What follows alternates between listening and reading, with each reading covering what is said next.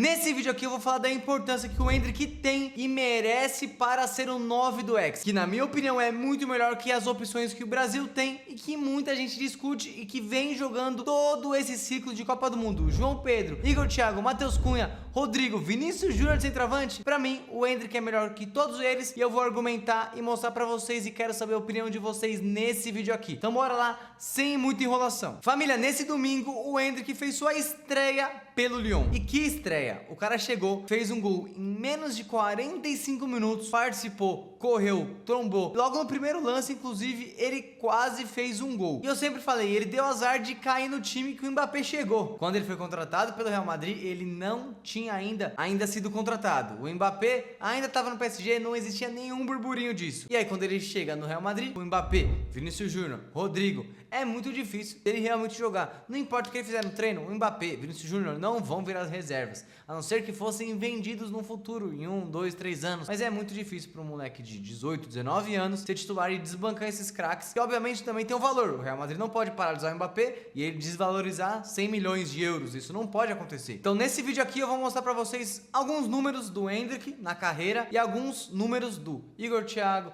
do João Pedro, do Matheus Cunha, porque na minha opinião, vou argumentar também, o Vinícius Júnior não pode ser o camisa 9. Eu não vejo ele como aquele matador, aquele cara que vai resolver. Mas isso a gente deixa pro final do vídeo depois de falar desses três jogadores. A gente tem aqui o João Pedro jogando no Chelsea, que nessa temporada da Premier League, tá? Eu vou só falar dos jogos da Premier League, de Liga, não vou falar de Copa, de Champions League, nem nada. O João Pedro fez 21 partidas, 18 jogos como titular, jogou bastante, foi 2 vezes equipe da semana, né? Ele teve muito bem. Fez 6 gols e deu 3 assistências.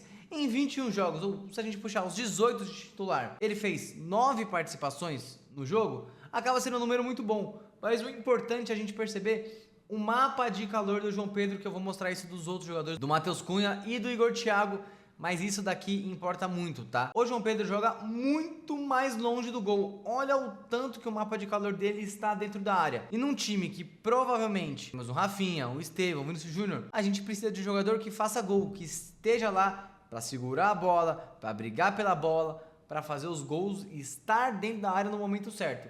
Sendo que a característica do João Pedro claramente é estar longe do gol e criar as jogadas. Então não é a função dele, não quer dizer que ele não sabe fazer gol, até porque ele tem 6 gols em 18 partidas. É um número péssimo? Não, é um gol a cada 3 jogos, mas não é a principal função dele. Agora falando do Matheus Cunha, a gente passa pelo mesmo ponto. 18 jogos, 16 como titular, 4 gols, 1 assistência. Os números abaixo do João Pedro, obviamente também pelo time desorganizado que é o Manchester United. Também depende muito das vezes do Bruno Fernandes, do Mbeumo.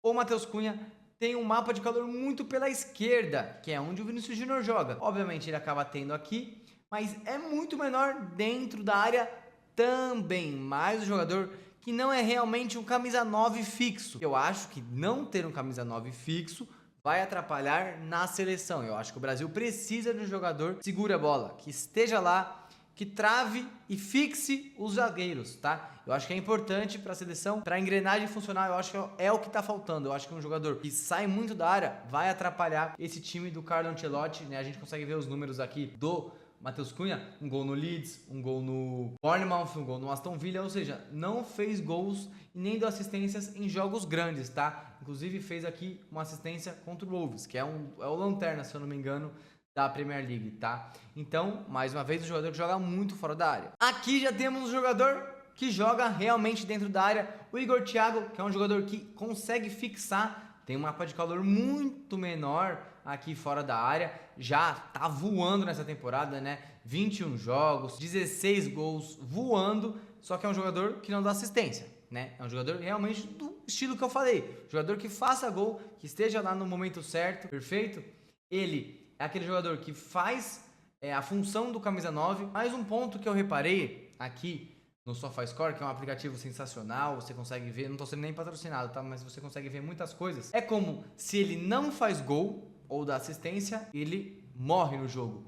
Então você vê um jogo que ele não fez gol nem deu assistência, uma nota 5.6. Um jogo que ele também não fez, 5.7, 6, 6.1, 6.6. Nas partidas que ele acaba fazendo gol, ele acaba tendo números melhores. Mas é um jogador que não é muito participativo para o time, ele tem a função de fazer o gol? Tem, e ele faz. Ele tá em uma boa fase, né? Obviamente, se você pegar na carreira dele, ele teve anos aqui, como por exemplo no Bruges, que ele fez muito gol, mas fora isso, não tem, tá? Se a gente puxar aqui, ó, ele teve 2 anos bons na carreira, aqui ele acabou se lesionando, mas nesse time aqui que eu vou te falar que eu não sei nem o nome, ele acabou não indo bem com 8 jogos, no Cruzeiro, muito torcedor não gosta muito dele, né? Até dá pra entender pelos números, né? 6 gols pela passagem no Cruzeiro, mas o ponto é importante que ele não é um jogador muito participativo.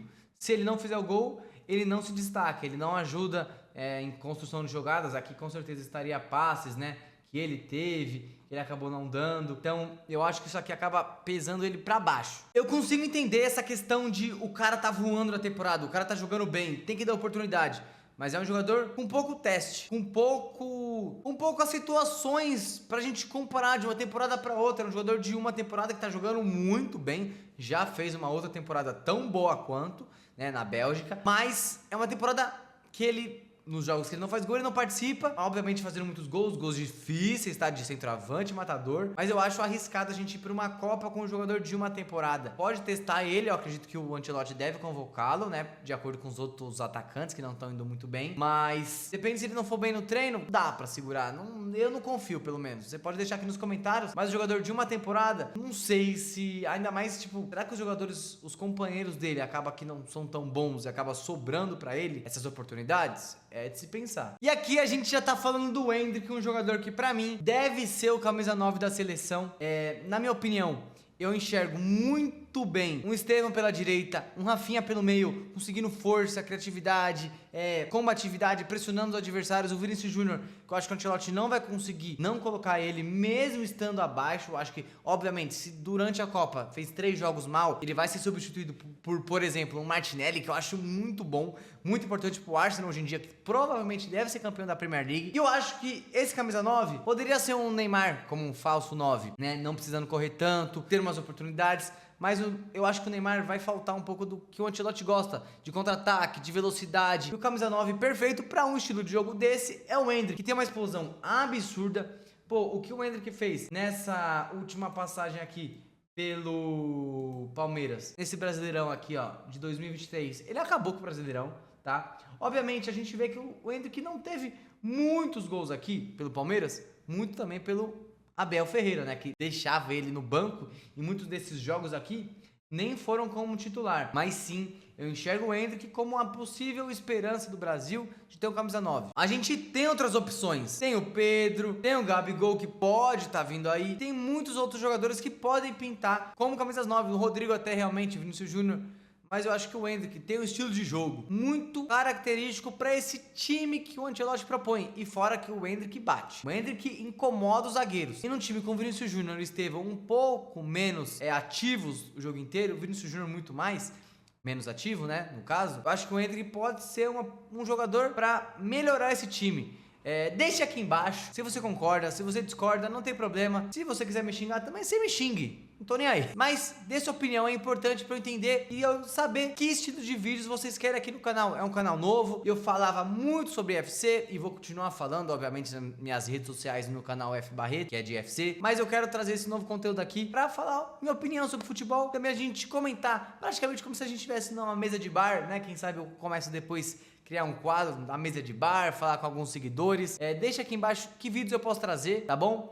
Sou muito fã do Endrick, realmente. Não estou sendo clubista, tá? Pra deixar claro, não sou um cara clubista. É a minha opinião, porque eu acho que ele tem potencial para tal. E espero que o Brasil tenha a melhor escolha do camisa 9. Se não for ele e o Ancelotti escolher outro jogador, eu espero que dê certo, porque o importante é o Brasil ser hexa. Tamo junto. Se inscreve no canal. O canal é novo. Dá aquela moral para o YouTube entender que esse canal é bom, que minhas opiniões são claras. Lembrando, eu não sou jornalista. É apenas uma opinião de uma pessoa que jogou bola a vida inteira. De base, entende um pouquinho de futebol, na minha humilde opinião. Só nos palpites que eu sou meio ruim, né? Mas tamo junto. Até o próximo vídeo.